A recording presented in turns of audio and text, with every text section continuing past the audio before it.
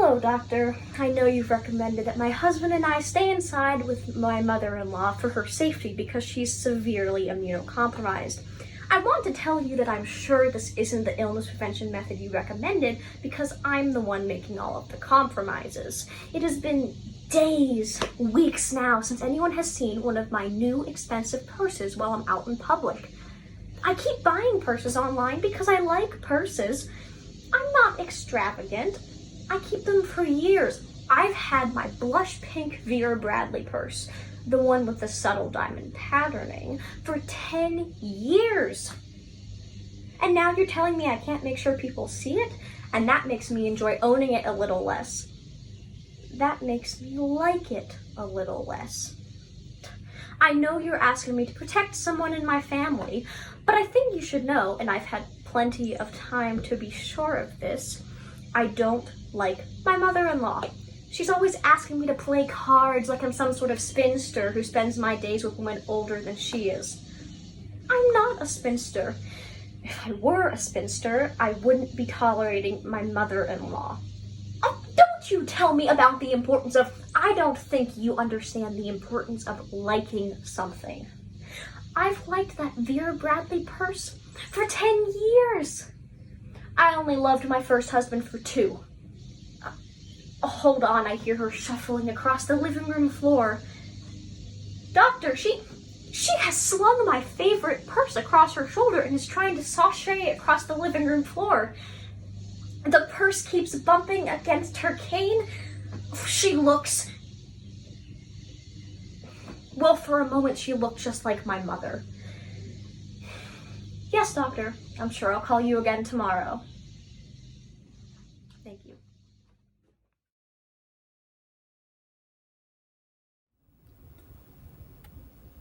For the most part, I'm not worried about getting sick. What I am is amazed and annoyed. Because now I'm stuck at home with roommates even more. I've even been trying to cook my way through the fridge. Both of those parts aren't actually bad things. My partner's really feeling the tension, though. He's a flight attendant, and newsflash, no one is flying anywhere now. Which, this could actually be a good thing for us, because we could fly to Hawaii for a real nice vacation, looking at how wide open all the flights are now. But in all seriousness, if he gets furloughed, I'm the main breadwinner. I never thought I'd have to fall back on my day job, but here we are. I know if I have to, I can make what PTO and sick time I have saved up last for about 2 weeks if things got worse. But again, here we are.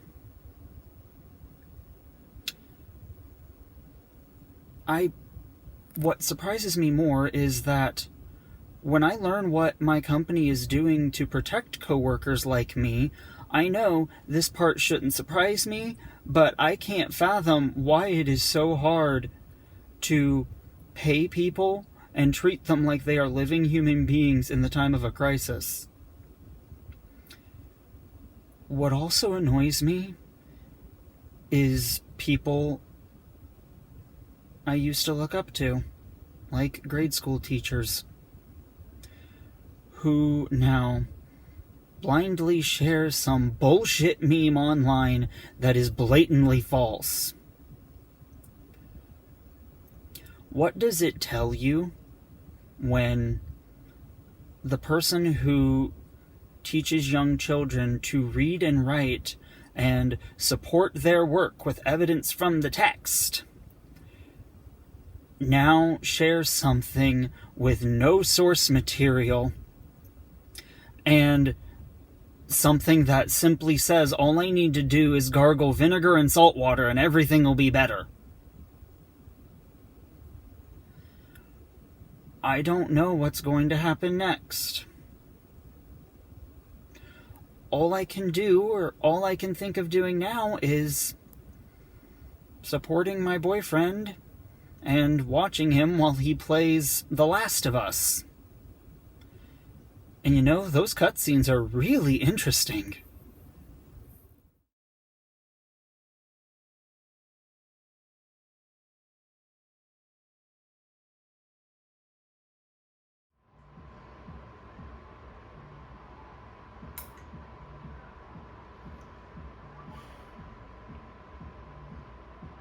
I remember that morning, back before everything changed. I woke up in the world that I always lived in. You see, I live in New York, a city that never sleeps. So I got up and put on my pants and went to school. I saw my friends. We laughed, we joked. That day was special. I had to put my skills to the test. I was gonna ask out my crush, or at least do my best. So I see her after class, and I walk up to her real smooth, and I puff out my chest. I don't want to brag, but she said yes. I mean, was there ever any doubt? We planned for the weekend. I won. And I wish I could tell you that's where this story ends. I went to work that evening. They said we had to shut everything down because of the virus. We laughed and said this is just the flu, not really a crisis. Before I even got a chance to ask, they said, get inside now, and... Oh, I'm sorry, put on my mask.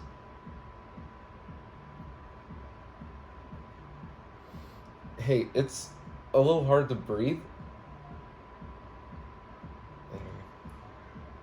So I go home and my roommates are all packed up, and I asked, where are you guys going? They said things are getting real screwed up. They shut down schools, restaurants, the lights are even out on Broadway. We gotta get out of town. I'm sorry, you're on your own. And just like that, I was in a 3-bedroom apartment alone. I'm sorry, guys. This is a real bummer. And I don't want to throw a pity party, but what really sucks is I was supposed to have that date that Saturday. So now I'm waiting through this mess, waiting on some good news, waiting on text. The days get longer and longer, and I feel like I'm going crazy, and they say get to know yourself better, and all I've learned is that I'm really needy.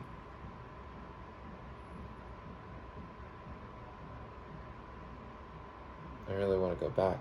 Back to when I could see my friends, back when I could eat dinner around people, back to when this thing wasn't always on my face. Things were just better then. In order to stay sane, I get into new hobbies like movies and video games. I live in New York, I'm young and in my prime. I should be on my date, not watching shows about tigers with my free time. Time out! Can we all agree that Carol Baskins killed her husband? I mean, you're not going to convince me otherwise. Okay, let's continue. 2 months go by and things don't look any less bleak. Sometimes I laugh when I remember that they said this was only going to be 2 weeks. I've tried everything. Yoga, praying, meditation. Pretty soon a bottle of whiskey becomes the best form of medication. God, I want to go back. I want my life back. And I know that's selfish, but this isn't pleasing. Every night we chant for doctors and nurses, but I still feel uneasy. I can't take this anymore. My head keeps repeating. So I just have to do what my therapist says and focus on my breathing.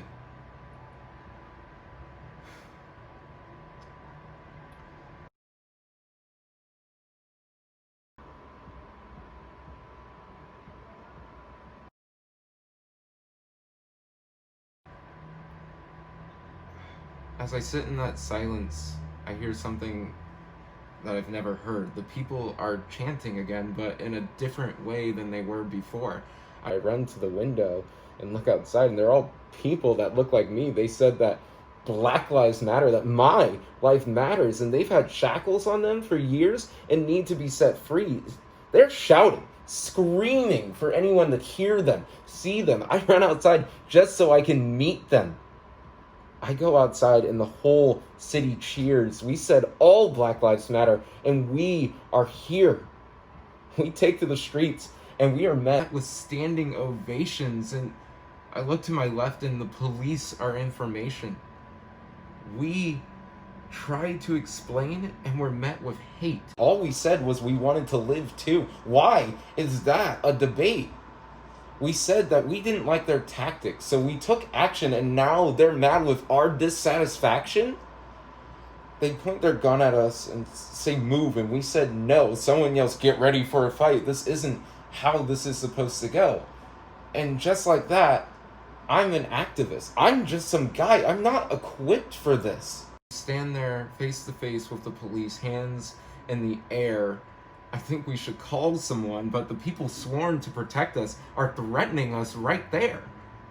So I take a knee. Now I'm back in that silence. And then you hear it. The first strike. Boom, the police are shooting, and boom, now there's looting, and boom, just like that. The whole world is watching. They shoot tear gas in the air, and I can't breathe. A girl next to me is shot, and she says, help me. I try to help, but I can't breathe. Everyone is screaming, God help us, please. I'm trying to help them, but I can't breathe. I have a mask on. I can't breathe. There's a knee on my neck. I can't breathe. And I'm trying to say their names, but I can't breathe. I can't breathe. I can't breathe. I can't breathe. And the whole world is watching me. And I think back to when things were normal. The normal where the worth of $1 meant more than the worth of people. The normal where we didn't know the value of a kiss or a hug. The normal where not everyone was valued of what they were made with, God's gracious love. And in that moment,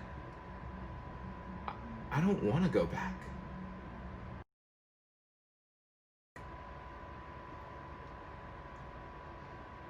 So I put on my mask and I take my fellow soldiers by the hand. I say, we didn't start this fight, but this is where we take our stand. We have to keep marching forward to a new world where we are all free. We just have to keep marching. I know it's hard, but believe me, we will take the establishment that we destroyed and build a kingdom fit for a king. We won't take no for an answer, and we're not taking your bargains. We don't want any of your murals or for you to paint any more damn slogans. The world we left was unsuitable, and that fact is no longer refutable. So we will stand right here until the problems are solved, not with sword, but with a pen, because this is the new world, and we are never going back again.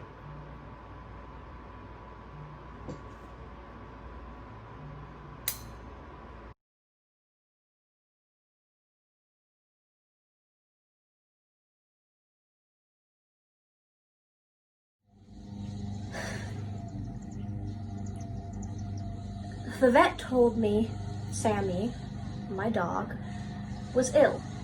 She tried to tell me how ill and what kind of ill, but I wouldn't listen. I put my hands over my ears, but somehow Sammy heard and understood. When we got home, I moved her bed. Not her only bed, the $5 navy blue circular one, the only one she liked, out of my office, where I always sat, and into the living room, where visitors always sat. I didn't have many visitors. Didn't have any. Sammy would see me whenever I was going to the bathroom or the kitchen. You can tell by the look in someone's eyes when she wants something you can't give her. You can tell by the look in someone's eyes when she wants something you refuse to give her. I would have been a compassionate caretaker.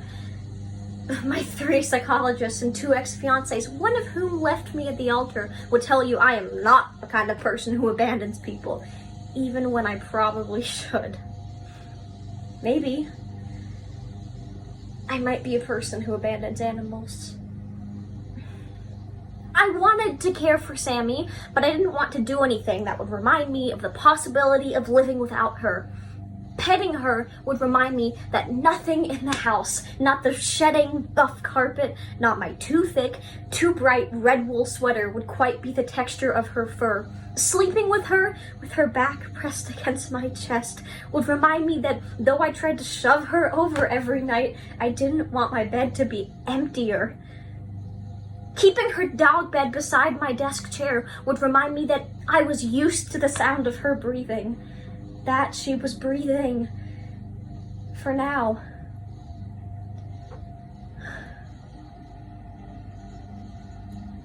The bed that was her favorite bed. The only bed she liked. She liked it because it was beside me.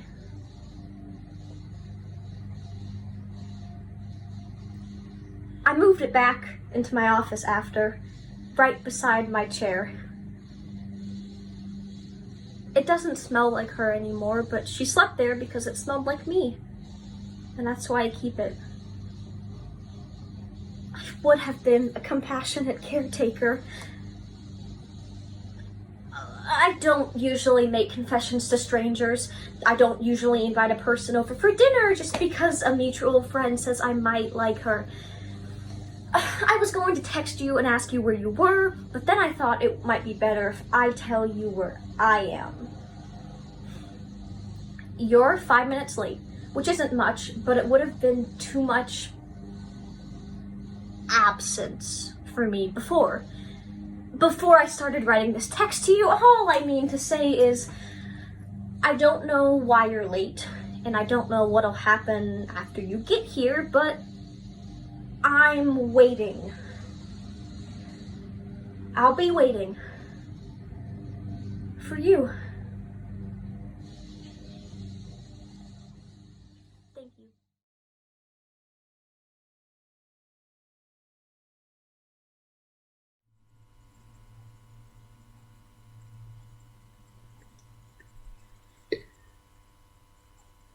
A play canceled here, a musical there, a dance recital and a chorus concert canceled before their brilliance could be revealed to the public. All this hard work has seemingly gone to waste. But it hasn't. This work, regardless of whether it'll be shown to the public, has strengthened us. The roles we've practiced, the songs we've sung, the numbers we've danced have impacted our lives for the better, and we must not forget that. Those performances won't die in vain because they live on in our hearts. Theater and the arts have survived through so much more than just a virus. AIDS, bans, plagues, fires. We've seen it all. And yet, we keep acting like it's going to be okay. We keep singing about tomorrow because it's really only a day away, and we keep dancing and tapping and entertaining because without the distraction, the real world creeps in, and this all becomes just too much to bear. So yeah. We'll push on. Because the question of to be or not to be must be answered. And if that curtain is going to fall, you can bet it's going to wait until the last line is said, the last bar is sung, the last dance is tapped, and the last bow is taken. Because, ladies and gentlemen, for my sake and yours, the show must go on. And I refuse to bow my head until it's over. And I implore you to do the same.